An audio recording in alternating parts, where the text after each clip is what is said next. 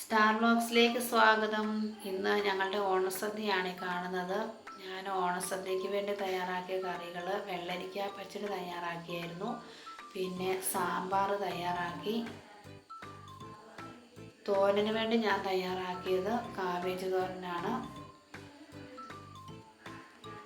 പിന്നെ നമ്മുടെ സദ്യക്കൊക്കെ നമുക്ക് ഒഴിച്ചു കൂടാൻ പറ്റാത്ത ബീട്രൂട്ട് പച്ചടി തയ്യാറാക്കി.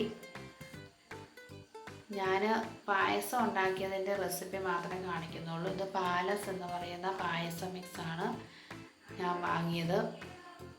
അപ്പം 1 ലിറ്റർ പാല് ഒരു പാത്രത്തിലേക്ക് പൊട്ടിച്ചൊഴിച്ചതിന് ശേഷം ഇത് നമുക്ക് കുറച്ച് സമയം തിളയ്ക്കാൻ വെക്കാം.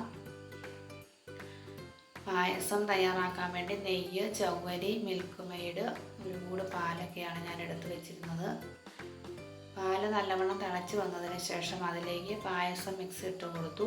ഇത് പഞ്ചസാരയെല്ലാം മിക്സായിട്ട് വന്നേക്കുന്നതാണ്, അതുകൊണ്ട് നമ്മൾ എക്സ്ട്രാ മധുരമൊന്നും ചേർത്തിട്ടില്ല. അപ്പോൾ നമ്മുടെ പായസം മിക്സ് അതിലേക്ക് ഇട്ട് നല്ലവണ്ണം ഒന്ന് വെന്ത് വന്നതിന് ശേഷം മിൽക്ക് മെയ്ഡ് ചേർത്ത് കൊടുക്കാം. പായസം റെഡി ആയതിന് ശേഷം അതിന് മേളിൽ കൂടെ ആവശ്യത്തിന് നെയ്യുമൊക്കെ ഒഴിച്ചു കൊടുത്തു. അങ്ങനെ നമ്മുടെ പായസം ഇവിടെ റെഡിയായി. അപ്പോൾ എല്ലാവർക്കും ഒരിക്കൽ കൂടി ഓണാശംസകൾ നേരുന്നു. ബൈ.